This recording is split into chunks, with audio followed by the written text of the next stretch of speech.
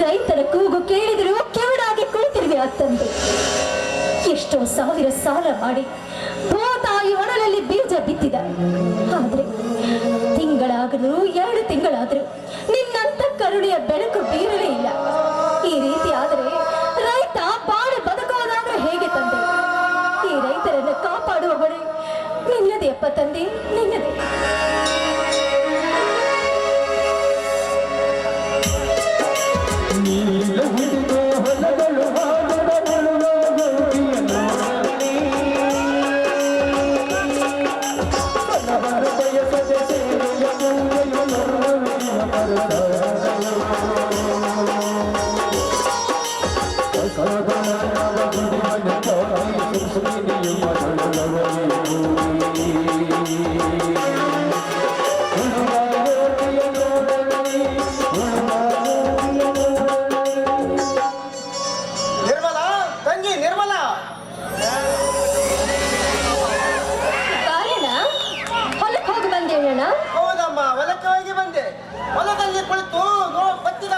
ನೋಡಿದರೆ ಈ ರೈತರ ಒಡಲಿಗೆ ಬೆಂಕಿಟ್ಟಂತಾಗುತ್ತದೆ ಅಮ್ಮ, ಬೆಂಕಿಟ್ಟಂತಾಗುತ್ತದೆ.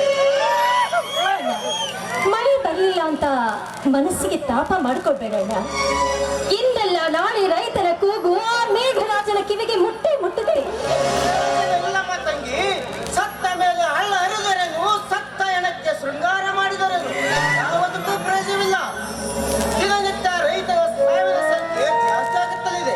ಅದನ್ನು ಕಂಡು ನಮ್ಮಂತ ಬಡ ರೈತರು ನೇಣು ಹಾಕಿಕೊಂಡು ಸಾವಿಗೆ ಶರಣಾಗತನಿಸುತ್ತೆ, ಸಾವಿಗೆ ಶರಣಾಗತನಿಸುತ್ತೆ.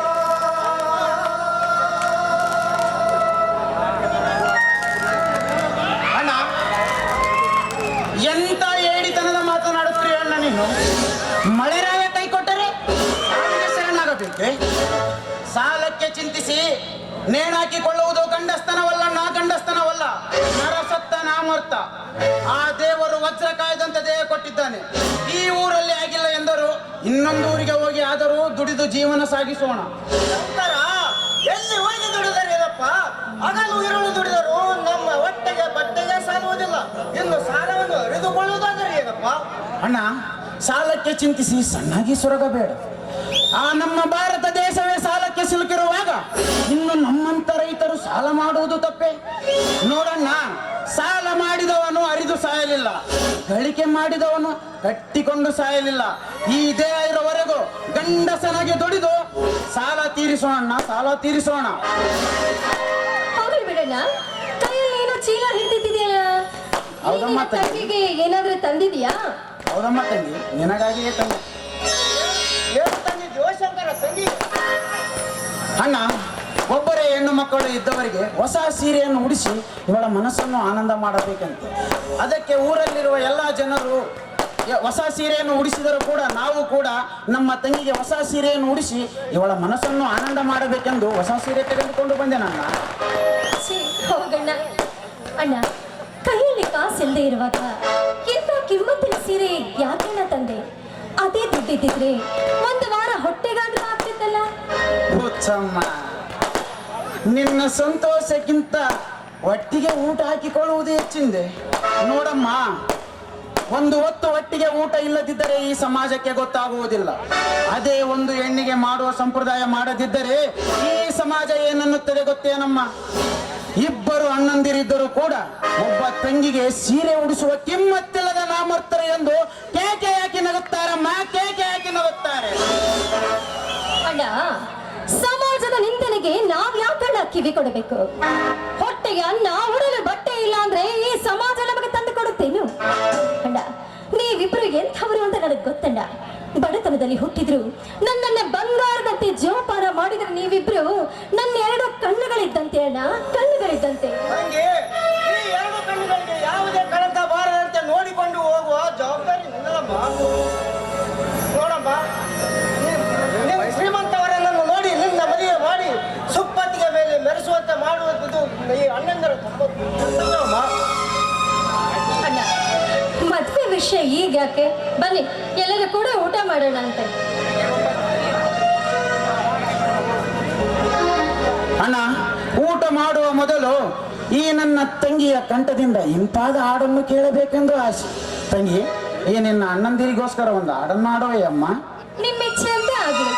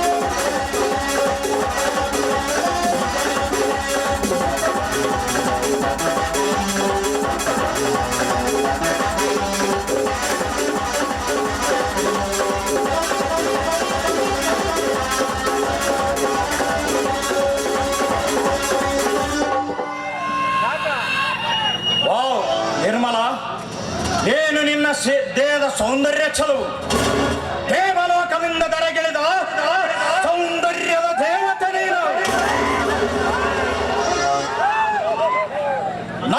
ಸುಂದರವಾದ ನನ್ನ ನೇರದಲ್ಲಿ ವಿಧ ವಿಧವಾದ ಭಾವ ಭಂಗಿಗಳಲ್ಲಿ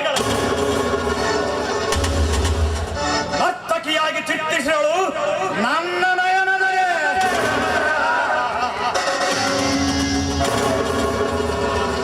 ಆ ಬಡ ಭಿಕಾರಿಗಳಾದ ಶಿವಶಂಕರನ ಸಹೋದರಿ ನಿಜವಾಗಲೂ ಸೌಂದರ್ಯದ ಸಿರಿ.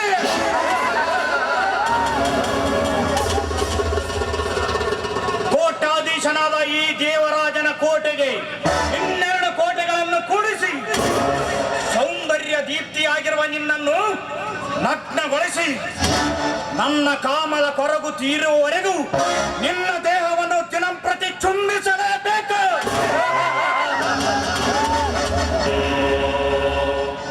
ಅಂದಾಗಲೇ ಈ ತುಂಗನಾಡಿನ ದಂಡನಾಯಕನ ಆತ್ಮಕ್ಕೆ ತೃಪ್ತಿ, ಪರಮ ಸಂತೃಪ್ತಿ.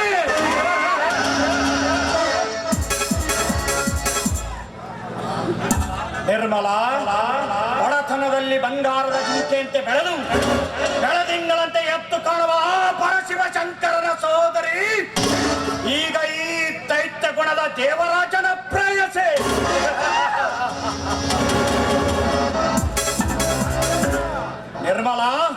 ನಿರ್ಮಲಗೊಳ್ಳದ ನಿನ್ನ ಮನಸ್ಸನ್ನು ನಿರ್ಮಲ ಮಾಡಿ ಮರ್ಯಾದೆ ಗಂಜಿ ಬಲಕತ್ತಿರುವ ಆ ನಿನ್ನಂದಿರ ಮರ್ಯಾದೆಯನ್ನು 3 ಕಾಸಿಗೆ ಮಾರಿಸಿ ಸುಂದರ ಸುಕನ್ಯೆಯಾದ ನಿನ್ನನ್ನು ನನ್ನ ದಾಸಿಯನ್ನಾಗಿಟ್ಟುಕೊಳ್ಳದಿದ್ದರೆ ನನ್ನ ಹೆಸರು ಧರೆಯಲ್ಲೇ ದಂಗೆ ಎಬ್ಬಿಸಿ ನಿನ್ನಂತ ಸುರಸುಂದರಾಂಗಿರರ ನಾಮಕ್ಕೆ ಭಂಗ ತರುವ ತುಂಗನಾಡಿನ ದಂಡನಾಯಕ ದೇವರಾಜನೇ ಅಲ್ಲ.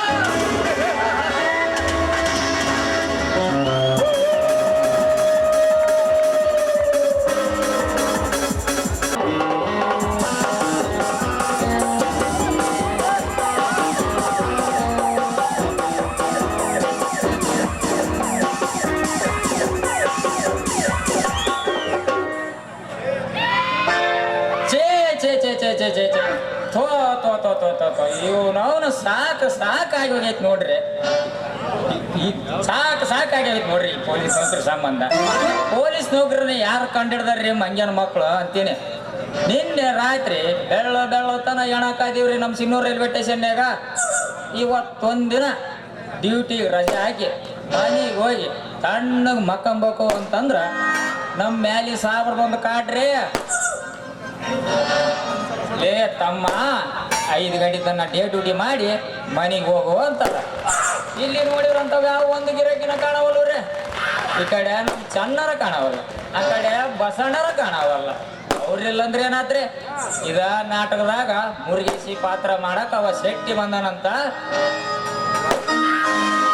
ಅವನ್ ತಕ ಹೆಂಗಾರ ಮಾಡಿ ಒಂದು 500 ರೂಪಾಯಿ ವಸೂಲಿ ಮಾಡ್ಕೊಂಡ ಡ್ಯೂಟಿ ಮುಗಿದ ಮೇಲೆ ಡ್ರೆಸ್ ಬಿಚ್ಚಿ ಹಾಕಿ ಸೀದಾ ವೀಣಾ ಬಾರಿಗೆ ಹೋಗಿ ಒಂದು ಕ್ವಾರ್ಟರ್ MC ಕುಡ್ದ ಮನೆಗೆ ದೊಡ್ಡ ಹೋಟ್ಲಕ್ಕೆ ಬಂದ ಫಸ್ಟ್ ಕ್ಲಾಸ್ 4 ಇಡ್ಲಿ ಖಾರನ್ ಚಟ್ನಿ ನಾಷ್ಟ ಮಾಡಿ ಇಲ್ಲೇ ಬಸಣ್ಣರ ಗಿಡದ ತೆಂಗಿನ ಗಿಡ ಅದಾವಲ್ರಿ ಅಲ್ಲಿ ತಾಂಡ್ ಮಾಡ್ಕೊಂಡ್ಬಿಡ್ದು ನೋಡ್ರಿ.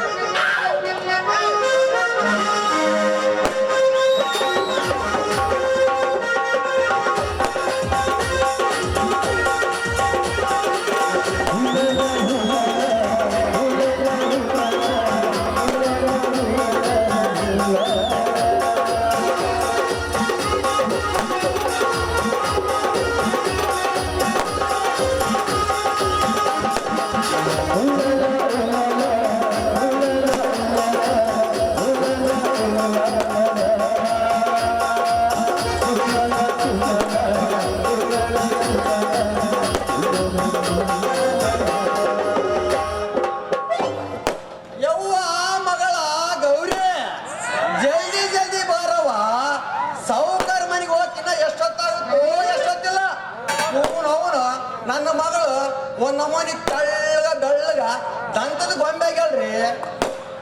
ಈ ಕ್ಯಾಮ್ನಾಗಿರೋ ಹುಡ್ರು ಹೋದ್ರು ನನ್ನ ಮಂದಿ ಕಡೆ ನನ್ನ ಮಗಳ ಕಾಲಿಡೋದಷ್ಟತ್ತಳ ಹಿಂಗ ಅಣಿಕೆ ಹಾಕೋದು ನೋಡು, ಹಿಂಗ ಅಣಿಕೆ ಹಾಕೋದು ನೋಡು. ಅದಕ್ಕೆ ಹಿಂಗ ಯಾಕೆ ಕುಕ್ಕಂತ ಬಂದಿನಿ ಅಂದ್ರ ಸ್ವಲ್ಪ ನನಗೆ ಗಂಡಿ ಕಂಡ್ರೆ ಅಂಜಿಕೆತಾರಲ್ರಿ, ಅದನ್ನ ಕುಕ್ಕಂತ ಬಂದಿ ನೋಡ್ರಿ. ಯವ್ವ ಮಗಳ ಗೌರಿ ಬಾರವ ಯವ್ವ.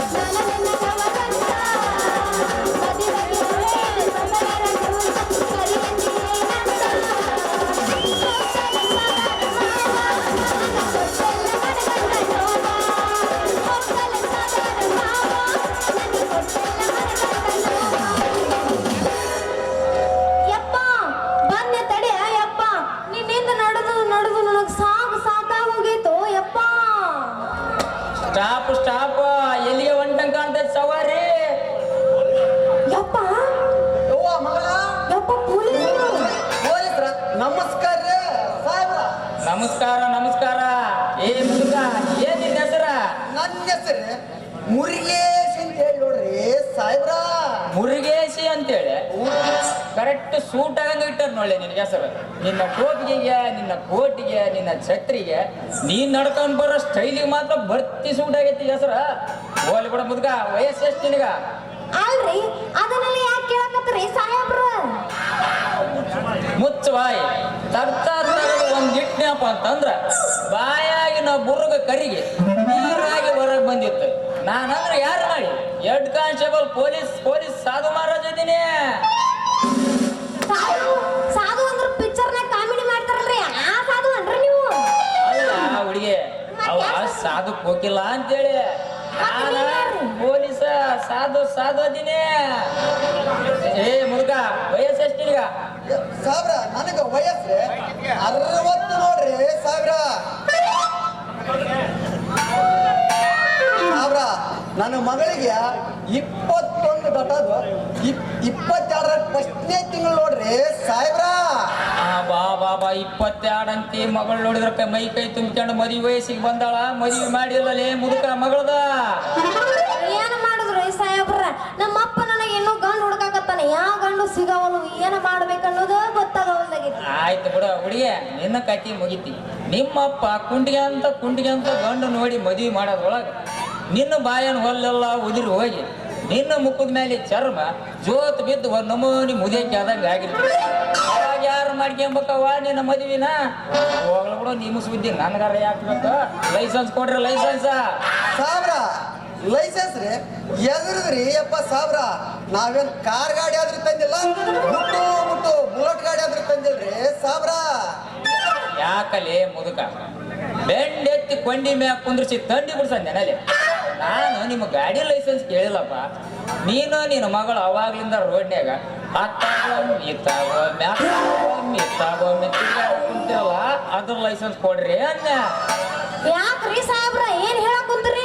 ಮನುಷ್ಯರು ಅಡ್ಡಾಡಿದ್ರು ಲೈಸೆನ್ಸ್ ಕೊಡ್ಬೇಕನ್ರಿ ನಿಮ್ಗ? ಕೇಳಿಲ್ಲ ನಾ ಹುಡುಗಿ, ಸರ್ಕಾರದವ್ರು ಈಗ ಹೊಸ ಕಾನೂನು ಜಾರಿ ಮಾಡ್ಯಾರ. ಲೈಸೆನ್ಸ್ ಇಲ್ಲ ರೋಡಿನ ಮೇಲೆ ಅಡ್ಡಾಡಿದವ್ರನ್ನ ಬರೋಬ್ಬರಿ 10 ತಿಂಗಳ ಜೈಲ್ಯಾಗ ಒತ್ತಿ 10,000 ದಂಡ ಕಟ್ಸ್ಕೊಂಡ ಹೊರಾಗ್ಬಿಡ್ತೀವಿ ನೋಡ. ಈ ಏನ್ ಸರಳ ಲೈಸೆನ್ಸ್ ತೋರಿಸ್ತಿರೋ ಏನ್ ಕೇಸ್ ಬರೀಲೋ?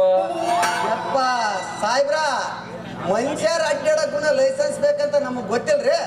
ನೆಕ್ಸ್ಟ್ ಟೈಮ್ ಬರ್ಬೇಕಾದ್ರ ತಂದ ತೋರಿಸ್ತೀವ್ರಿ ದೊಡ್ಡದು ಲೈಸೆನ್ಸ್. ಈಗ ಸರಳ ಕೈ ಮುಗಿತೀಯಪ್ಪ ಸಾಹೇಬ್ರ. ಏ ಮಗನ ಮುರುಗೇಶಿ, ಸರಳ ಲೈಸೆನ್ಸ್ ತೋರಿಸು. ಇಲ್ಲಂದ್ರೆ ಇಲ್ಲಿ ನೋಡಿ, ನನ್ನ ಲಾಟಿ ಏನ್ರ ಏರ್ಸ್ಬಾರ್ದು ಜಾಗದಾಗ ಏರ್ಸಿ. ನವ್ವಟ್ರ ನೆಣ್ಣಿ ಕುಡ್ದಾಗ ಬಾಯಾಗ ಬುರ್ರಿಗೆ ಹಂಗ ಬರ್ತೈತಿ ನಿಮ್ಮ ಮಕ್ಕಳಿಗೆ ಇಬ್ಬರಿಗೆ ಯಾವ ಹುಷಾರಿರ್ರಿ. ಅಲ್ರಿ ಸಾಹೇಬ್ರ ಸ್ವಲ್ಪ ಹೊಟ್ಟೆ ಹಾಕೋರಿ. ನಮ್ಮ ಅಪ್ಪಗೆ ನೋಡಿದ್ರು 60 ವಯಸ್ಸಾಗ್ಯಾವ, ಅವಂಗೂ ಸ್ವಲ್ಪ ಅರು ಜಾಸ್ತಿ ಆಗೈತಿ. ನಾ ಹೇಳ್ತೀನಿ ಅಲ್ರಿ, ಸ್ವಲ್ಪ ಸುಮ್ಮನಿಂದ್ರಿ. ಆಯ್ತು ಹೇಳು. ಏ ಯಪ್ಪ ಏನವ ಮಗಳ? ಬಾಯಿಲಿ ಇದೈತೆ ಇದು ಪೊಲೀಸ್ ನಾಯಿ ಐತಿ. ಇದು ಹಸದೈತಿ. ಇದಕ್ಕೇನ ಬೇಕು ಹೇಳು? ಲಂಚ ಬೇಕು. ಅದೆಲ್ಲ ನನ್ನ ಕಡೆ ಐತಿ. ನಾ ಇವಂಗ ಕೊಟ್ಟು ಕಳಿಸ್ತೀನಿ ಅಂತ ನೀ ನಡಿ. ಅವ್ವ ಮಗಳ ಗೌರಿ, ಈ ಪೊಲೀಸ್ಗಾಗಿ ನಾನು ನಂಬಕ್ಕಾಗಲ್ಲವ. ಸರಳ ಲಾಟಿ ಹಿಡ್ಕೊಂಡು ಡ್ಯೂಟಿ ಮುಗಿಸ್ಕೊಂಡ್ ಬಂದ್ಬಿಡವ. ಯಪ್ಪ ಸಾಬ್ರ ಇಲ್ಲೆದಳಲ್ರಿ ನನ್ನ ಮಗಳು. ನನ್ನ ಮಗಳು ಕೂಡ ಮಾತಾಡ್ಕೊಂತ ನಿಂದ್ರಿ. ನಾನು ಹೋಗಿ ಹೊಸಳ್ಳೆಕ್ ಹೋಗಿ ನಮ್ಮ ಗುಡಿಯಪ್ಪ ಸಾವುಕರ್ತಕ್ಕೆ 1000 ರೂಪಾಯಿ ನಿಮ್ಮ ಮಕ್ಕದ ಮೇಲೆ ಬಿಸಾಕ್ತವ. ಮುಂಜಾನೆ ಎದ್ದಿಬ್ರು ಕಾರನ್ ಚಟ್ನಿ ಹೊಡಕ್ ಹೋಗ್ರಿ. ಈಗ ಬರ್ತೀನಿ ಸಾಬ್ರ ನಾನು. ಆಯ್ತು ಹೋಗ ಮಗನ ನೀರು ಕುಂಡಿಗೆ ಅಂತ ಹೋಗಿ ಬರೋದ್ರಾಗ ಬೆಳಕು ಕರೆದು ನಾಟಿಗೆ ಮುಗಿದೋಗತ್ತೆ ಏನ? ಅಲ್ಲ ಹುಡುಗಿ, ನಿಮ್ಮ ಅಪ್ಪಂಕರ ಹೋದ ಮತ್ತೆ ನಿಂತಕನ ಅದ 100 ಗರಿ ನೋಡ. ರೀ ಸಾಹೇಬ್ರ ನಾನು ನೋಟ್ ಕೊಡ್ಬೇಕಂತಂದ ಇದ್ದೆ. ಅದೇನು ಮಾಡ್ಲಿ, ಈ ನಿಮ್ಮ ಡ್ಯೂಟಿ ನೋಡಿ ಈ ಬ್ಯೂಟಿ ಮನಸ್ಸ ಕರಿ ಹೋಗಿದ್ರಿ ಸಾಧು ಮಾಮಾರ. ಮಾಮ ತಡ್ಕೊ ಮಾಮ, ನೀನ ಸಿಗದೆ ಅಂತ ಇನ್ನು ಮದುವೆ ಆಗಿಲ್ಲ. ನೂರೆಂಟು ಹುಡುಗರು ಹೋಗ್ಬಿಟ್ರು ನೋಡಕ್ ಹೋಗಿಲ್ಲ. ನಿನ್ನ ಸಿಕ್ಕಲ್ಲವ ನೀನು ಎದ್ಯಕ್ಕಾಗಿಲ್ಲ. ಕಣ್ಣು ಮುಚ್ಚಿ ಮರೆಯಾಗ ನನಗೆ ಹೋಗಿಲ್ಲ. ಸಾಯಂಕಾಲ ತಪ್ಪಿ ಬಾರ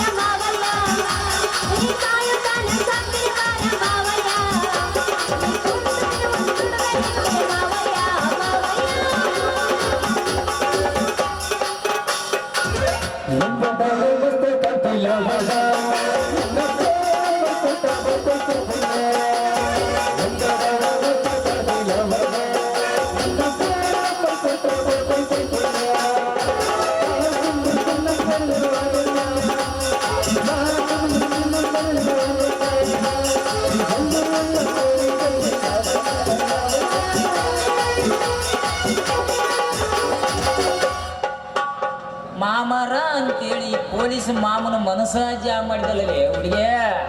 ನೀನು 100 ರೂಪಾಯಿ ಕೊಡೋದು ಬೇಡ, ಲೈಸೆನ್ಸ್ ತೋರಿಸೋದು ಬೇಡ. ಈ ಸಾಬೂನು ಕೈ ಹಿಡಿದ ತಣಿಸ ಈ ನಿನ್ನ ಪೊಲೀಸ್ ಮಾಮನ ಮನಸ್ಸ. ಮತ್ತೆ ತಡ ಮಾಡ್ತೀವಿ ಪೊಲೀಸ. ಈ ಗೌರಿ ಕೈ ಹಿಡಿದು ಬಾ ಒಂದು ಎಬ್ಬಸನಂತ. ಆಯ ಪೊಲೀಸ್ ಯಾಕಂಡಿ ಗೊತ್ತಿಟ್ಟು ಬರಕ್ಕೆ ಹೋಗಿನ ಕೈ ಆ ಹುಡುಗಿ.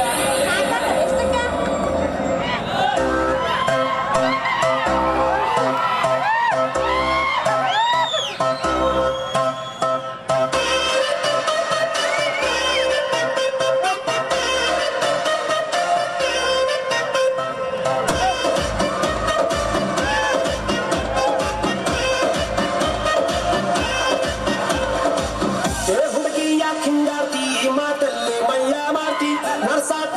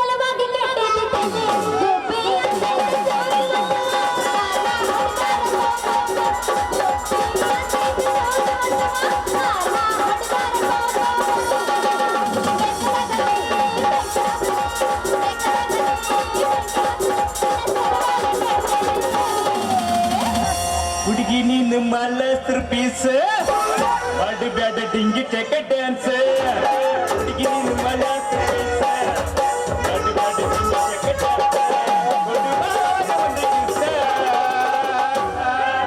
ಏ ಹುಡುಗಿ ಹೇಳ ಹುಡುಗ ಚುಟು ಚುಟು ಎಲ್ಲಿ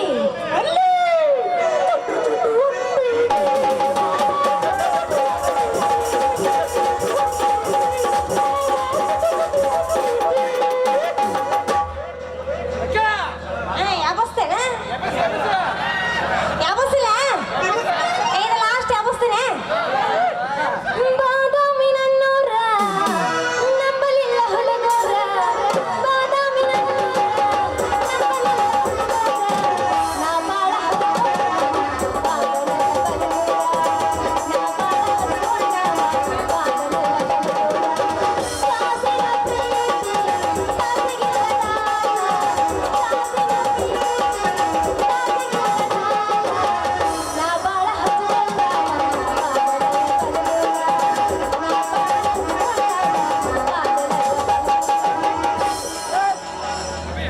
ರೀ ಬಯರ ನೀವ್ ಕರೆದ್ರಂತ ಯಾರ ಹೇಳಿದ್ರು ನೋಡ್ರಿ ನಾವ್ ಹಂಗ ಆಡ್ಕೊಂತ ಬರಕ್ ಹಚ್ಚಿದ್ದೀವ್ರಿ ಈ ನಿಮ್ಮ ಕಮ್ಮನ ಮಾರಿ ನೋಡಿದ್ರ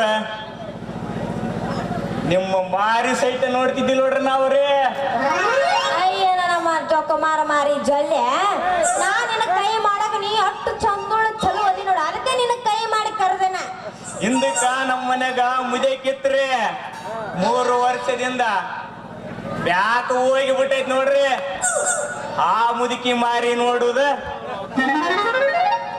ಇದು ನಿಮ್ಮ ಈ ಕಮ್ಮನ ಮಾರಿ ನೋಡುದ ಎರಡ ಒಂದ ನೋಡ್ರಿ ಯಾಕೆ ಮುಲ್ಲ ಮಸೂತನ ಮುಲ್ಲ ಯಾಕ ಹೆಂಗೈತಿ ನಿನ್ನ ಮೈಯಾಗ ಅಲ್ಲ 16 ವರ್ಷದ ಈ ಹುಡುಗಿಗೆ ಮುದುಕಿ ಮಾರಿ ಹೊರಸ್ತಾರ ಹೆಂಗೈತಿ ನಿನ್ನ ಮೈಯಾಗ ಅಲ್ಲ ನಮ್ಮಂತ ಹುಡುಗಿಯರ್ ಹಾದಿ ಹಿಡಿದು ಹೊಂಟ್ರ ಚೊಲ್ಲ ಸುರಿಸ್ಕೊಂತ ನಮ್ಮ ಹಿಂದೆ ಬೇನಂತಾವು ನಿಮ್ಮಂತ ಹುಡುಗರು ಬೆನ್ನ ಹತ್ತಬೇಕಾಕೈತ್ರಿ ಅದು ಶಾಸ್ತ್ರನ ಐತಲ್ರಿ ಎಣ್ಣೆಯಿಂದ ಕ್ವಾಣ ಹೆಣ್ಣು ನಾಯಿಂದ ಗಂಡ ನಾಯಿ ಇನ್ನು ನಿಮ್ಮಂತ ವಯಸ್ಸು ಬಂದು ಹುಡುಗಿಯರ್ ಕಂಡ್ರ ಹಂಗ ಲಟ್ಟ ಲಟ್ಟ ಲಟ್ಟ ಅಂತ ಜೊಲ್ಲ ಸೋರ್ಸಬೇಕಾಗೈತ್ ನೋಡ್ರಿ ಅಯ್ಯಯ್ಯ ನೀವು ಜೊಲ್ಲ ಸುರಿಸ್ತಾರಲ್ಲ ಆ ಜೊಲ್ಲ ಬರೋ ಬಾಯಿಗೆ ನಾ ಹೊಲಿಗೆ ಹಾಕಿ ಬಿಡ್ತೀನಿ ಮಗನ ಹುಷಾರ ಹೊಲಿಗೆ ನಿಮ್ಮ ಹತ್ರ ಐತ್ರಿ ಸೂಜಿ ಸೂಜಿಗೆ ಬರಬೇಕು ನಮ್ಮ ಹತ್ರ ಬಾಡಿಗೆ ಹೌದಲ್ಲ ಹುಡುಗ ಸೂಜಿಗೆ ನಿನ್ನ ಹತ್ರ ನಾ ಯಾಕೆ ಬರ್ಲಿ 10 ರೂಪಾಯಿ ತಗೊಂಡೋಗಿ ಅಂಗಡಿಯಾಗ ಕೊಟ್ಟು 10 ಸೂಜಿ ಕೊಡ್ತಾರ ನಿನ್ನ ಸೂಜಿ ತಗೊಂಡು ನಾ ಏನ ಮಾಡ್ಲ ಜೊಕ್ಕ ಮಾರ 10 ರೂಪಾಯಿ ಕೊಟ್ಟು ಅವನ ಹತ್ರ ತಗೊಳಕ್ ಹೋಗ್ಬೇಡ ಏನ್ ಮಾಡ್ಲಿ ಈಗ ಅವನ ಹತ್ರ ಸ್ಟಾಕ್ ತಗೊಂಬಂದಿಟ್ಟು ಬಾಳ ದಿನ ಆಗೈತೆ ಈಗ ಅವನ ಸೂಜಿಗೆ ಜಂಗ ಗಿಂಗ ಬಂದಿರ್ತೈತೆ ನಿನಗೇನಾರ ಸೂಜಿ ಗೀಜಿ ಬೇಕಾದ್ರ ನನ್ ತಕ ಬಾ ಅಗ್ದಿ ಸೂಪನ್ ಸೂಜಿ ತಳ್ಳ ತಳ್ಳ ಒಳೆ ಅಂತ ಸೂಪನ್ ಸೂಜಿ ಕೊಡ್ತೀನಿ ನೋಡ ನೀನ್ ತಕ ಬರ್ಲೆ ಅಲ್ಲ ನೀ ಏನು ಸೂಜಿ ಮಾರ ನಿನ್ ತಲೆ ಬರಕ ಇಲ್ಲ ಹಪ್ಪಳ ಮರ ಒಂದೇ ತಿಳಿದಿಗೆ ಏ ಹುಚ್ಚಿ ಯಾಕ ಮೈಕ್ ಸಾಲಿಲ್ಲ ನಿನಗೆ ಏ ಹುಚ್ಚಿ ಸರಿ ಅಂದ್ರೆ ಸರಿ ತಿನ್ನಲೆ ಪಿಲ ಚಿಪ್ಪಾಡಿ ಮಾಡಿಡ್ತಿದ್ದೆ ನಾನು ಏ ಹುಚ್ಚಿ ಕಾಣುವಂತಾನೆ ಕೈಯಾಗ ಕಟ್ರಿ ಕೊಳ್ಳಾಗ ಟೇಲರ್ ಅಂದ್ರ ನೀನು ಟೇಲರ್ ಟೇಲರ್ ಅಯ್ಯೋ. ಎಷ್ಟು ಅಗಲ ಇದ್ದರು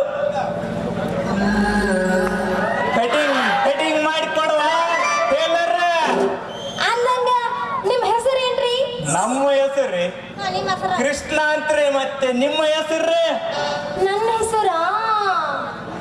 ಹೆಸರಾ ಓ ಹೇಳ ಹೇಳು ಹೇಳ ಹೇಳು ನನ್ನ ಹೆಸರು ಗೌರಿ ಅಂತ ಗೌರಿ ಗಜ ಗೌರಿ ನೀನು ಬಿದ್ದಿಲ್ಲಿ ನನ್ನ ತೋಳಾಗ ಜಾರಿ ಅಯ್ಯಯ್ಯ ನಾ ನಿನ್ನ ತೋಳಾಗ ಬಿದ್ರ ನೀ ಹೊಕ್ಕೆ ಹವಾರಿ ಇಲ್ಲ. ಕೇಳಿಲೆ ನಾ ಅದನ್ನ ಕೆಂಟಲು ಕೋರಿ ಈ ನಿನ್ನ ಭಾರಕ್ಕೆ ಎದುರುವುದಿಲ್ಲ ಈ ನನ್ನ ಓರಿ ಒಮ್ಮೆ ಕೊಡು ಚುಚ್ಚಿದ್ರೆ ಇರ್ತೈತಿ ಈ ನಿನ್ನ ಸೀರಿ ಬಾರಿ ನನ್ನ ನಾಟ್ಯ ಮಗಿ ಮತ್ತೆ ತಡ ಬಾ ಯಾವಸು ನಾನು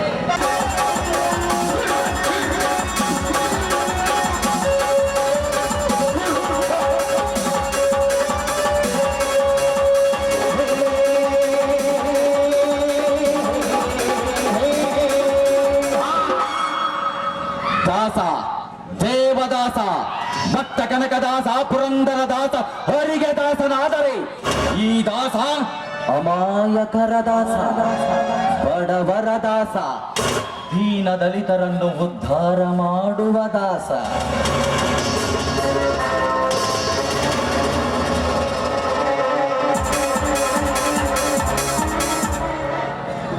ನಾನು ಬಡವನಲ್ಲ, ಮತ್ತೊಬ್ಬರ ಹತ್ತಿರ ಕೈ ಚಾಚಿ ತಿನ್ನುವವನು ನಾನಲ್ಲ. ನಾನೊಬ್ಬ ದೊಡ್ಡ ಶ್ರೀಮಂತರ ಮಗ.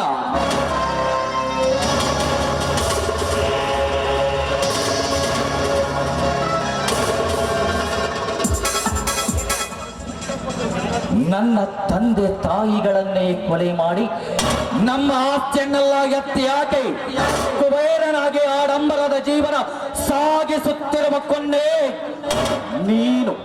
ಪ್ರಪಂಚದ ಯಾವ ಮೂಲೆಯಲ್ಲಿಟ್ಟರೂ ಸರಿ, ನಿನ್ನನ್ನು ಪತ್ತೆ ಹಚ್ಚಿ ಪರ್ಮನೆಂಟ್ ಆಗಿ ಪರಮಾತ್ಮನ ಪಾದಕ್ಕೆ ಕಳಿಸದಿಟ್ಟರೆ ನನ್ನ ಹೆಸರು ದೇವ ಅಲಿಯಾಸ್ ದೇವದಾಸನೇ ಅಲ್ಲ.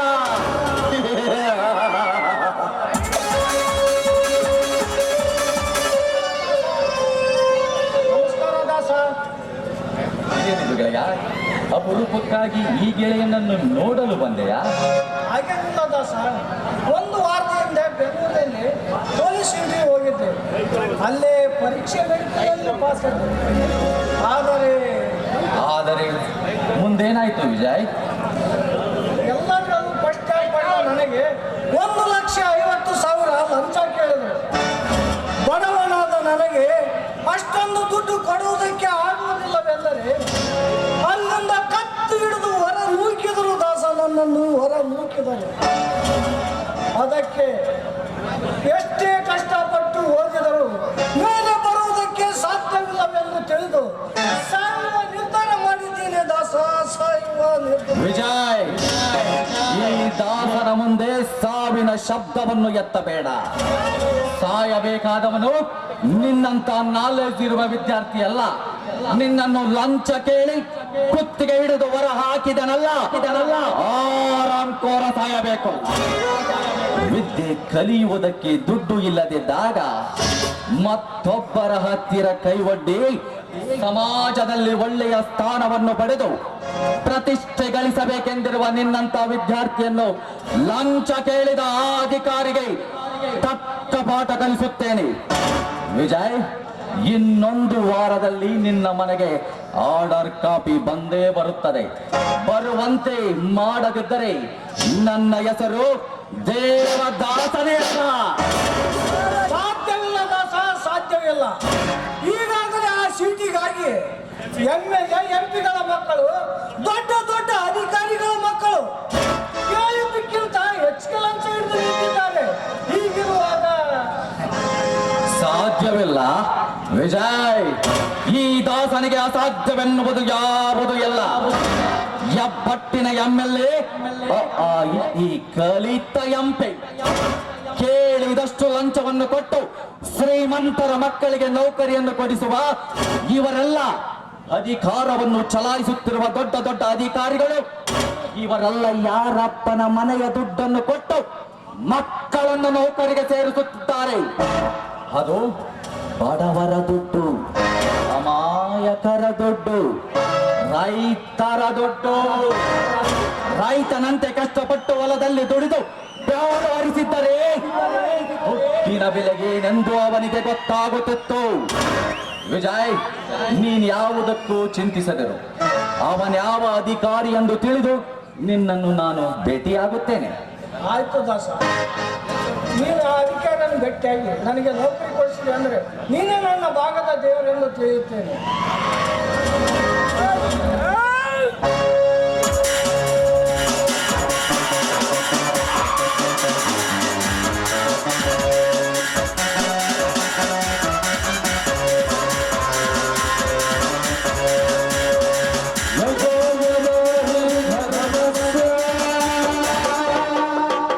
ಅಧಿಕಾರಿ,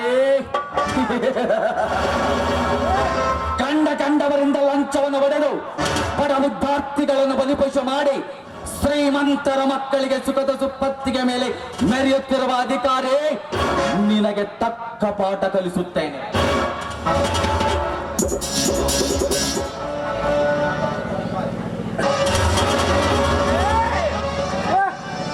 ನೀನು ಯಾವುದೇ ಮೂಲೆಯಲ್ಲಿದ್ದರೂ ಸರಿ, ನಿನ್ನನ್ನು ಪತ್ತೆ ಹಚ್ಚಿ ನಿನ್ನನ್ನು ಪರಮಾತ್ಮನ ಪಾದಕ್ಕೆ ಕಳಿಸದಿದ್ದರೆ ನನ್ನ ಹೆಸರು ದೇವ ಆಲಿಯಾಸ್ ದೇವದಾಸನೇ ಅಲ್ಲ.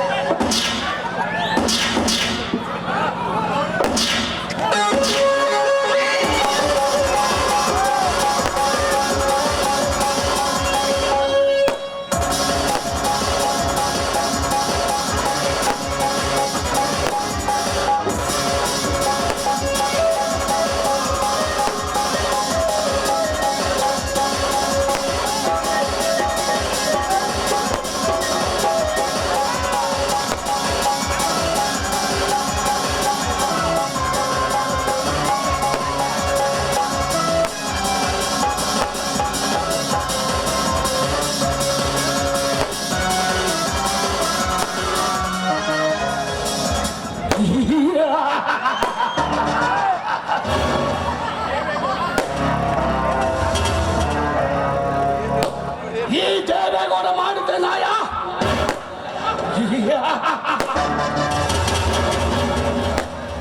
ಈ ದೇವೇಗೌಡ ದರ್ಪದ ಮಾತಿಗೆ ದಿಕ್ಕು ತಪ್ಪಿ ಮಾತರಿಸುವಾಗಬೇಕು. ಒಂದು ಪ್ರಾಣಿ ಪಕ್ಷಗಳು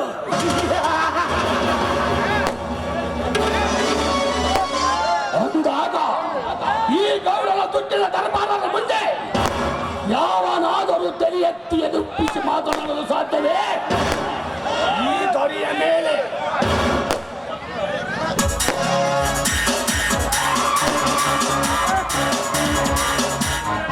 ಒಂದು ವೇಳೆ ನನ್ನ ಸಿಡಿಲಿನ ಆಟದ ಮುಂದೆ ಯಾವನಾದರೂ ತಲೆ ಎತ್ತಿ ಎದುರಿಸಿ ಬಂದರೆ ಎದುರಾಳಿಗಳ ಪುಡಿಯನ್ನೇ ಈ ನನ್ನ ಬಂದೂಕಿನ ಬಾಯಿಗೆ ಎಳೆ ಮಾಡಿ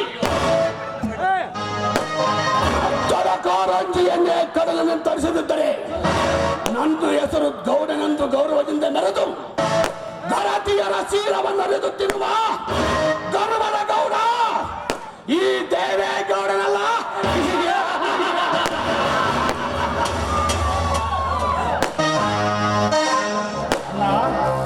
ಬಡವರನ್ನು ಬಡಿದು ತಿನ್ನುವ ಬಂಡವಾಳದ ಶಾಹಿಗಳು ನಾವಿರುವಾಗ ಯಾವನಾದರೂ ಕಿಡಿಗೇಡಿ ಕಿಚ್ಚು ಹಚ್ಚಲು ಬಂದರೆ ಹುಚ್ಚನಂತೆ ಕೊಚ್ಚಿ ಹಾಕಿ ಮನಸ್ಸುಚ್ಚಂತೆ ಮೆರೆಯದಲ್ಲವೇ ಈ ಗೌಡರ ಕಾರ್ಯ. ದೇವರಾಜ ರೈತ ಗುಣದ ಈ ದೇವೇಗೌಡನ ಗುಣ ಜನಕ್ಕೆ ಗೊತ್ತು. ಈ ಗೌಡನ ಗುಲಾಮರಾಗಿ ನನ್ನ ಪಾದಕ್ಕೆ ಸಲ ಮಾಡಿದ್ದ ಬಿದ್ದರೆ ಆ ಬಡಪಾಯಿಗಳ ಪ್ರಾಣ ಪಾವನವಾಗುವುದು. ಇಲ್ಲ ಬಲಿಯಾಟಿ ತೋರಿಸಲು ಬಂದರೆ ಗಲಾಟೆ ಮಾಡದೆ ಚುಪ್ಪಾಗಿ ಕಳಿಸಿಬಿಡೋಣ ಅದರ ಯಾತ್ರೆಗೆ. ಅದಕ್ಕೇನಂತೇಣ ಮೊನ್ನೆ ತಾನೇ ನಿಂಗಪ್ಪನಂತೆ ನಿಗರಾಡಿ ವೀರಪ್ಪನಂತೆ ವೀರತ್ವ ತೋರಿಸಲಂದ ಆ ಬ್ಲೇಡ್ ಭದ್ರನನ್ನೇ ಕೊಲೆ ಮಾಡಿದೆ. ನರಸಪ್ತ ಚಂಡರಂತೆ ನೋಡುತ್ತಿರುವ ಜನರು ತಡೆಯಲಿಲ್ಲ ಈ ದೇವರಾಜ. ತಡೆಯುವುದಷ್ಟೇ ಅಲ್ಲ ದೇವರಾಜ, ನಿನ್ನ ಬಗ್ಗೆ ಯಾವ ಅಧಿಕಾರಿಗಳು ಸುಳಿವು ಕೊಟ್ಟರೆ ಸುಳಿದಾಡಲು ಸಹಿತ ಜಾಗವಿಲ್ಲ ಈ ಗೌಡನ ಅಂಡರ್ನಲ್ಲಿ.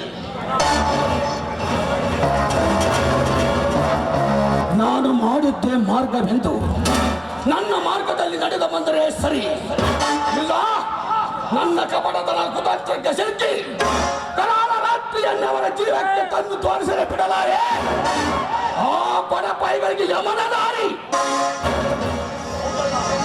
ಹೌದಣ್ಣ, ಎದರಿದರೆ ಎದರಿಸುವ ಜನ, ಎತ್ತು ನಿಂತರೆ ತಿರುಗಿ ಓಡುವ ಜನ ತುಂಬಿರುವ ಈ ಸಮಾಜದಲ್ಲಿ ನಾವೇಕೆ ಸಂಪನ್ನರಾಗಿ ಬಾಳಬೇಕಣ್ಣ? ನಮ್ಮ ಸೇಡಿಗೆ ಸವಾಲು ಹಾಕಿ ಎದೆಯುಪ್ಪಿಸಿ ಕ್ಷಣ ಕ್ಷಣಕ್ಕೂ ಕಿಡಿಕಾರುವ ಕಡುವೈರಿ ಎದೆಯನ್ನೇ ಬಗೆದು ಒಂಟರಾಗಿ ಬಾಳಬೇಕಣ್ಣ ಈ ಬಲ್ಲಿಗ ಸಮಾಜದಲ್ಲಿ. ಅನ್ನ ಇಲ್ಲದವರಿಗೆ ಅನ್ನ ಹಾಕಿ, ದುಡ್ಡು ಇಲ್ಲದವರಿಗೆ ದುಡ್ಡು ಕೊಟ್ಟು, ಕಷ್ಟ ಎಂದು ಬಂದವರಿಗೆ ಕೈಯಿಂದ ಕಾಪಾಡಿಕೊಂಡು ಬಂದ ಈ ದೇವೇಗೌಡನ ಮನತದ ಮೇಲೆ ಯಾವನಾದರೂ ಬೀದಿ ನಾಯಿ ಬಹು ಎಂದು ಬಗಳಲು ಬಂದರೆ ಅದಕ್ಕೆ ಮಪ್ಪು ಇಡಿಸಿ ಮರಣದ ಪತ್ರ ಕೊಟ್ಟು ಕಳಿಸುವುದೇ ಈ ದನಿಯ ಮೇಲೆ ದರ್ಬಾರ ಮಾಡುವ ಈ ದೇವೇಗೌಡನ ಕೆಪಾಸಿಟಿ. ಯಪ್ಪ ದೇವೇಗೌಡ ಅಲ್ಲಲ್ಲ, ದೇವೇಗೌಡ್ರೆ. ಸಾರಿ ದೇವೇಗೌಡ್ರೆ, ನಿಮ್ಮ ಪಾದಕ್ಕೆ ಬಿದ್ದೀನ್ರಿ ಅಪ್ಪ, ನಿಮ್ಮ ಪಾದಕ್ಕೆ ಬಿದ್ದೀನಿ. ಯಾಕಮರಿಯ ಸಾಲ ಉಸುಲಿ ಮಾಡಿಕೊಂಡು ಬರ್ತೆ ಅಂತ ಹೋದವನು ನೀನು ದೊಡ್ಡ ಸೂಲವನ್ನೇ ಹೊತ್ತುಕೊಂಡು ಬಂದೆ ಅಂತ ಕಾಣುತ್ತಿದ್ಯಲ್ಲ. ಮೂಲ ಅಷ್ಟಲ್ರಿ ಅಪ್ಪ ಗೌಡ್ರ, ನೀವ್ ಹೇಳ್ದಂಗ ಆ ದೇವನ ಮಂತ್ಯಕ್ಕೆ ಹೋಗಿ ಬಾರಿ ಬಿಗಿ ಬಂದ ಮಸ್ತ್ ನಾ ಕಾಳು ಕಳ್ಸಿದ್ನೇರಿ ಅಪ್ಪ. ಮನೆಗಿದ್ದು ಸ್ವಾಮಾನ ಸಟ್ಟಿ ಎಲ್ಲ ಹೊರಗಾಕಿದ್ರಿ. ಎಲ್ಲಿದ್ನ ಎಲ್ಲಿಲ್ಲ ರೀ ನನ್ನ ಮಗ ಶಂಕರ ಮನಿ ಕೀಲೆ ಆಗ್ಬೇಕನ್ನ ತಡನ ಹಂಗ ಬಂದ್ಬಿಟ್ ನೋಡ್ರಿ. ಶಂಕರ ಏ ಮರಿಯ ಯಾವ ಶಂಕರ? ಅದ ರೀ ಆ ಶಿವನ್ ತಮ್ಮ ಶಂಕರ ರೀ. ಬಂದವನ ಎಲೆ ಮುರಿಗ್ಯ ಕುಂಟು ಮುರಿಗ್ಯ, ಮಳಿಲ್ಲ ಬೆಳಿಲ್ಲ, ರೈತರ ಸಾಲ ಕೇಳಕ್ ಬಂದೇನಲ್ಲ ಅಂತೇಳಿ ನನ್ನ ಬಡ್ಯಾಕ್ ಬಂದ್ ನೋಡ್ರಿ ಗೌಡ. ನನ್ನ ಬಡ್ಯಾಕ್ ಬಂದ. ಏನು ಒಂದು ಹೊತ್ತಿನ ಕೂಲಿಗೆ ಗತಿಯಿಲ್ಲದೆ ಅನ್ನ ವರಕ್ಕೆ ಕೂಲಿ ಮಾಡಿ ತಿರುದು ತಿನ್ನುವ ತುರುಕ ಕೈ ಮಾಡಲು ಬಂದನೆ. ಕೈ ಮಾಡೋದು ಅಷ್ಟಲ್ರಿ ಅಪ್ಪ, ಇದು ಒಂದು ಕಾಲ ಮುರಿದು ನನ್ನ ಕೈಯಾಗ ಕೊಡ್ತದ್ನ ರೀ. ಒಂದ್ ನಮೂನೆ ನಮ್ಮ ನವಲಹಳ್ಳಿ ದುರ್ಗಮ್ಮನ ಜಾತ್ರೆ ಕ್ವಾಣ ಬಿಟ್ಟಿವಲ್ರಿ, ಹಂಗದ ನೋಡ್ರಿ ನನ್ನ ಮಗ ಕಂಡೋರ್ ಹೋದಾಗ ಮೇದ ಕ್ವಾಣ ಆಗ್ಯ ನೋಡ್ರಿ ಅವನು. ಏ ಮುರುಗ, ಕಂಡವರ ಹೊಲದಲ್ಲಿ ಮೇಯ್ದ ಕೊಪ್ಪೇರಿದ ಕೋಣ ಮನೆಗೆ ಸುಣ್ಣದ ನೀರು ಕುಡಿದು ಘಟ ಕಳೆದುಕೊಳ್ಳುವುದು. ಅದರಂತೆ ನಮ್ಮ ಮನೆಯ ಅನ್ನವನ್ನುಂಡು ನಮಗೆ ಎದುರು ವಾದಿಸಲು ಬಂದರೆ ಆ ಶಂಕರನ ರುಂಡವನ್ನೇ ತೆಗೆದು ರುಂಡವನ್ನೇ ಬೇರ್ಪಡಿಸಿ ಬಿಡೋಣ. ಬೇಡ, ಆ ಶಿವಶಂಕರನನ್ನು ಇಷ್ಟು ಬೇಗ ಸಾಯಿಸುವುದು ಉತ್ತರವಲ್ಲ. ಯಾಕಂದ್ರೆ ಇನ್ನವರ ತಂದೆ 40 ಎಕರೆ ಆಸ್ತಿ ನಮ್ಮ ಕಬ್ಜದಲ್ಲಿ ಬಿಟ್ಟು ಸತ್ತು ಹೋಗಿರುವಾಗ ಅದು ಅಲ್ಲದೆ ಆ ಆಸ್ತಿ ಸಹಿತ ಶಿವನ ಹೆಸರಿನಲ್ಲಿ ಹೇಗಾದರೂ ಮಾಡಿ ಮೋಸದಿಂದ ಅವರ ಸಹಿ ಹಾಕಿಸಿಕೊಂಡು ನಂತರ ಎತ್ತೋಣ ಆ ಪಕ್ಷಿಗಳನ್ನು. ಆ ಬಡ ಭಿಕಾರಿಯ ಸಹಿ ಹಾಕಿಸಿಕೊಳ್ಳುವುದು ಎಷ್ಟೊತ್ತಿನ ಮಾತು. ಈಗಲೇ ನೀನೊಂದು ನನ್ನ ಮಾತಿಗೆ ಹೇಳಿದರೆ ನೇರವಾಗಿ ಹೋಗಿ ಆ ಶಿವಶಂಕರ ಮನೆಗೆ ಹೋಗಿ ಹತ್ತು ಎಳೆದುಕೊಂಡು ಬಂದು ಸಹಿ ಹಾಕಿಸುತ್ತೇನೆ. ನೋಡು ದೇವರಾಜ, ಬೆಂಡಿಗೆ ಬೆಂಕಿಯ ಕಾವು ಕೊಟ್ಟಾಗಲೇ ಅದು ಕರೆಗೆ ತುಪ್ಪವಾಗುವುದು.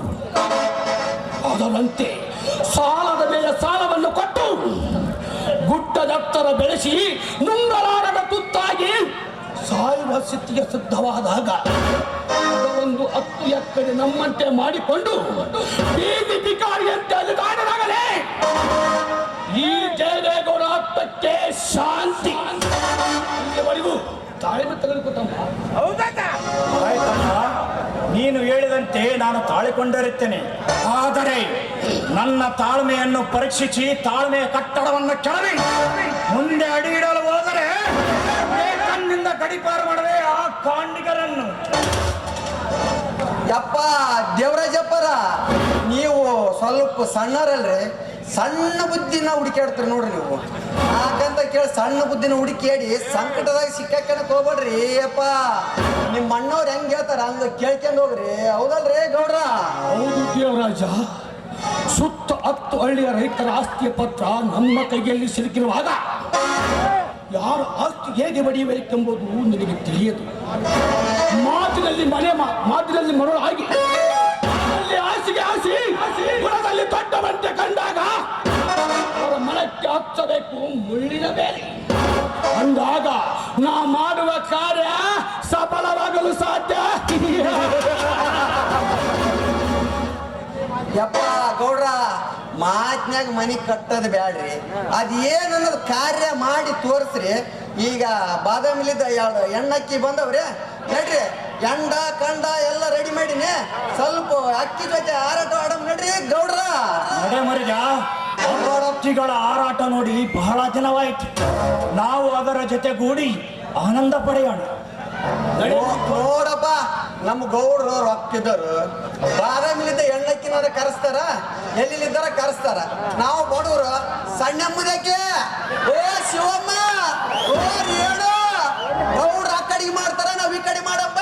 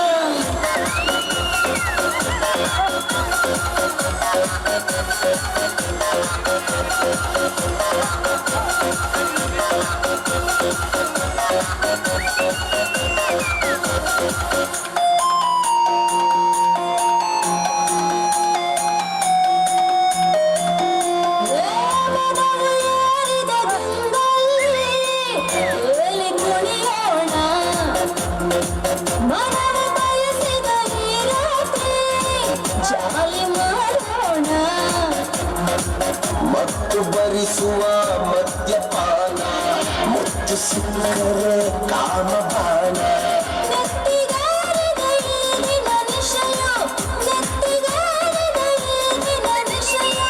ದುನಿಯ ನಮ್ಮದ ಭಾವದ ದಿನವು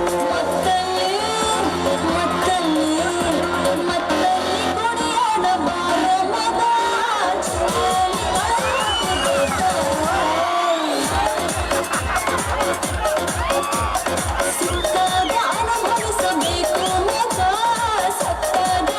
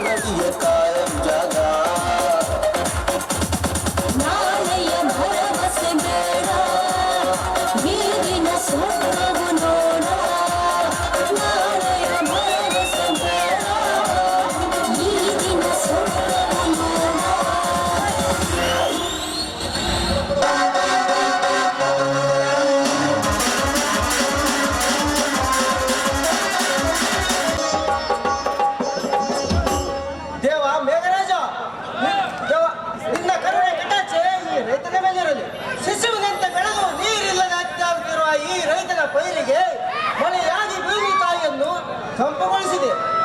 ನಮ್ಮಂತ ರೈತರನ್ನು ಆನಂದ ಸಾಗರದಲ್ಲಿ ತೇಲಿಸಿದೆ. ನೋಡಪ್ಪ, ನಮ್ಮಂತ ರೈತರು ಬಾಳಿ ಬದುಕಬೇಕಾದರೆ ನಿನ್ನ ಕರುಣೆ ಸದಾ ನಮ್ಮ ಮೇಲೆ ಇರಲಿ ತಂದೆ, ಸದಾ ನಮ್ಮ ಮೇಲೆ ಇರಲಿ.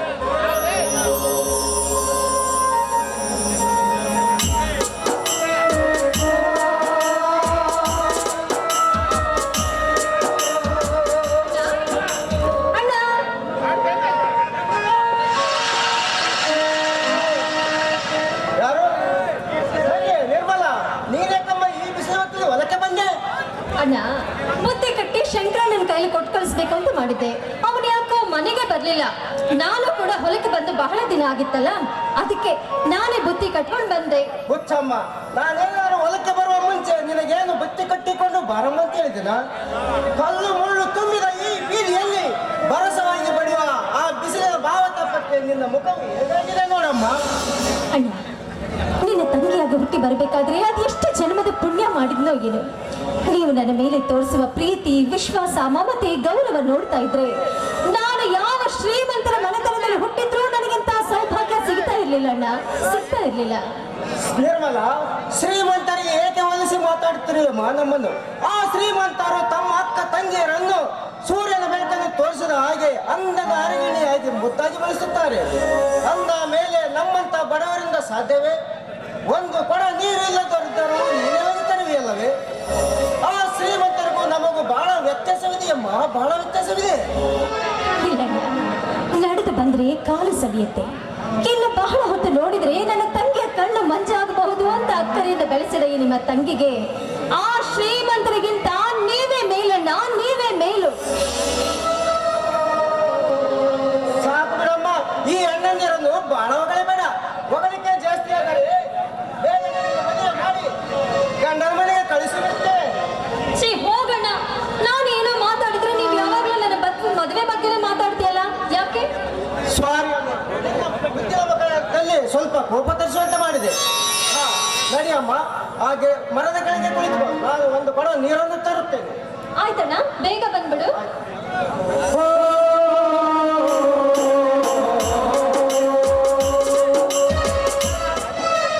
ನನ್ನ ಅಣ್ಣಂದ್ರು ಎಂಥ ಪುಣ್ಯವಂತರು. ಇಂಥವರ ತಂಗಿಯಾಗ ನಾನು ಹುಟ್ಟಬೇಕಾದ್ರೆ ಅದು ಎಷ್ಟು ಜನ್ಮದ ಪುಣ್ಯ ಮಾಡಿದ್ನೋ ಏನು.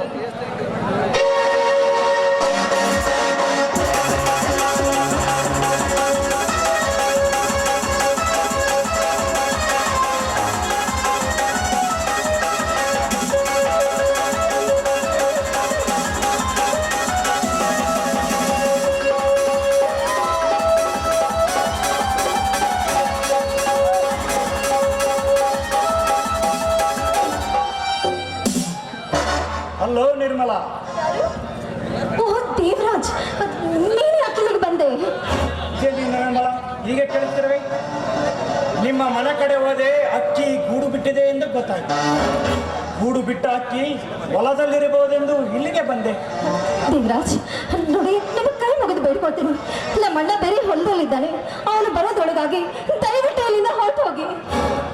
ನಿರ್ಮಲಾ, ಅಂದು ಪ್ರಥಮ ದಿನದಂದು ಕೂಡಿದಾಗ ನೀನೇ ಹೇಳಿದ್ದಲ್ಲವೇ, ಪ್ರೀತಿ ಮಾಡಬಾರದು, ಮಾಡಿದರೆ ಜಗಕ್ಕೆ ಎದರಬಾರದು ಅಂತ. ಅಂತ ಏನೋ ತಿಳಿಯದ ಬುದ್ಧಿಯಲ್ಲಿ ಹೇಳಿಬಿಟ್ಟೆ. ಅದನ್ನೇ ಮನಸ್ಸಿನಲ್ಲಿ ಇಟ್ಕೊಂಡು ಈ ರೀತಿ ದಿನನಿತ್ಯ ಕಾಟ ಕೊಡುವುದು ತಪ್ಪು. ಕಾಟ? ಇದು ಕಾಟವಲ್ಲ ನಿರ್ಮಲಾ, ನಿನ್ನ ಮೇಲಿನ ಪ್ರೀತಿ. ನೀನೊಂದು ಕ್ಷಣ ನನ್ನ ಕಣ್ಣಿಗೆ ಕಾಣದಿದ್ದರೆ ಈ ನಿನ್ನ ಪ್ರಿಯಕರನ ದೇವರಾಜನ ಪ್ರಾಣವೇ ಹೋದಂತ. ಅದಕ್ಕಾಗಿ ನಿನ್ನ ಭೇಟಿಯಾಗಿ ಬಾಯಾರಿ ಬಂದೆ ಪಕ್ಷಿಯಂತೆ ನಿನ್ನದರವನ್ನು ಚುಂಬಿಸಬೇಕು. ದೇವರಾಜ್, ನಾವು ಮಾಡುವ ಈ ಕಳುವಿನ ಪ್ರೀತಿ ಈ ಸಮಾಜಕ್ಕೆ ಗೊತ್ತಾಗಿ ನಾಳೆ ನನ್ನ ಅಣ್ಣಂದ್ರಿಗೆ ಏನಾದ್ರೂ ಗೊತ್ತಾದ್ರೆ ನಮ್ಮ ಮನೆತನದ ಮಾನ ಮರ್ಯಾದೆ ಎಲ್ಲ ಹಾಳಾಗೋಗುತ್ತೆ. ದಯವಿಟ್ಟು ಹಿಂದೆ ನಡೆದದ್ದೆಲ್ಲ ಒಂದು ಕನಸು ಅಂತ ಮರೆತು ನನ್ನನ್ನ ನಿಮ್ಮ ಮನಸ್ಸಿನಿಂದ ಕಿತ್ತು ಹಾಕ್ಬಿಡಿ. ಅದೇಗೆ ಸಾಧ್ಯ ನಿರ್ಮಲಾ? ನಾವು ಪ್ರೀತಿಸಿದ ಕಟ್ಟಡ ದೊಡ್ಡದೊಂದು ಬಂಗಲೆಯಾಗಿ ಬೆಳೆದು ನಿಂತಿರುವಾಗ ಅದನ್ನು ಕಿತ್ತಿ ಹಾಕಿದರೂ ಕೂಡ ಅದರ ನೆನಪು ನಮಗೆ ಮರುಕಳಿಸದೆ ಬಿಟ್ಟಿತು. ನೋಡು ನಿರ್ಮಲಾ, ನೀನು ಏನೇ ಹೇಳಿದರೂ ಸರಿ, ನಾನು ಮಾತ್ರ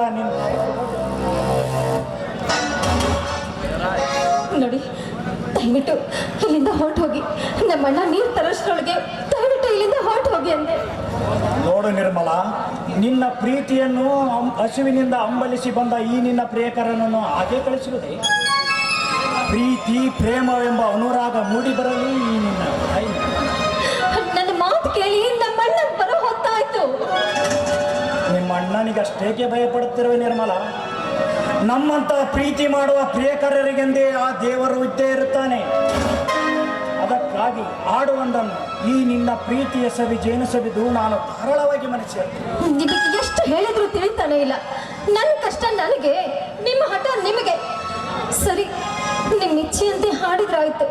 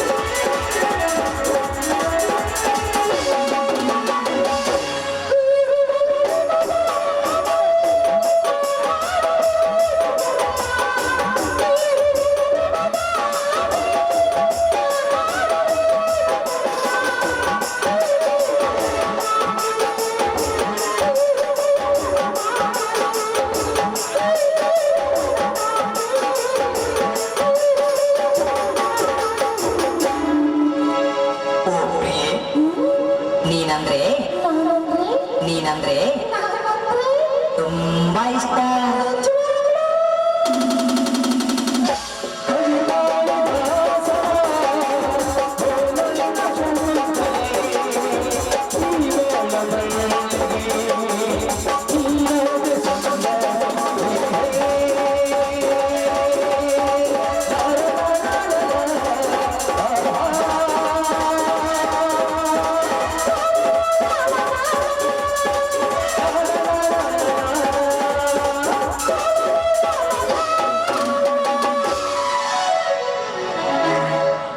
ಹಾ ನಿರ್ಮಲಾ, ನೋಡಲ್ಲಿ ನಿನ್ನಣ್ಣ ಕೆರೆ ಹತ್ತಿರ ನೀರು ತೆಗೆದುಕೊಂಡು ಬರುತ್ತಿದ್ದಾನೆ.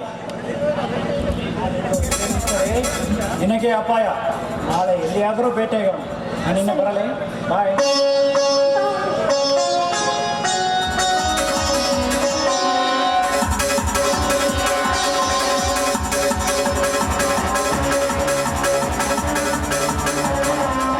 ಛೇ, ನಾನು ಎಂಥ ತಪ್ಪು ಮಾಡ್ಬಿಟ್ಟೆ. ನಾನು ಮೋಸ ಹೋದೆ.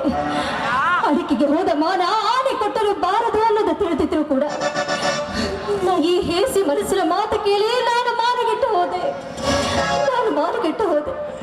ಈ ಸಮಾಜಕ್ಕೆ ಏನಾದ್ರೂ ಈ ವಿಷಯ ಗೊತ್ತಾದ್ರೆ ನಮ್ಮ ಮನೆತನದ ಮಾನ ಮರ್ಯಾದೆ ಉಳಿಬಹುದೇ. ಛೆ.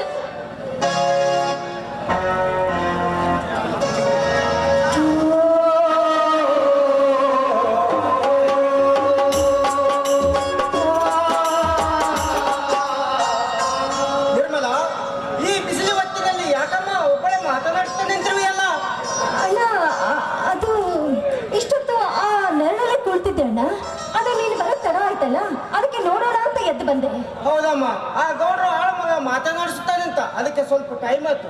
ನಡಿಯಮ್ಮ, ಆ ಕೆರೆ ದಂಡೆ ಮೇಲೆ ಹೋಗಿ ಕುಳಿತು ಒಂದು ಊಟ ಮಾಡೋಣ.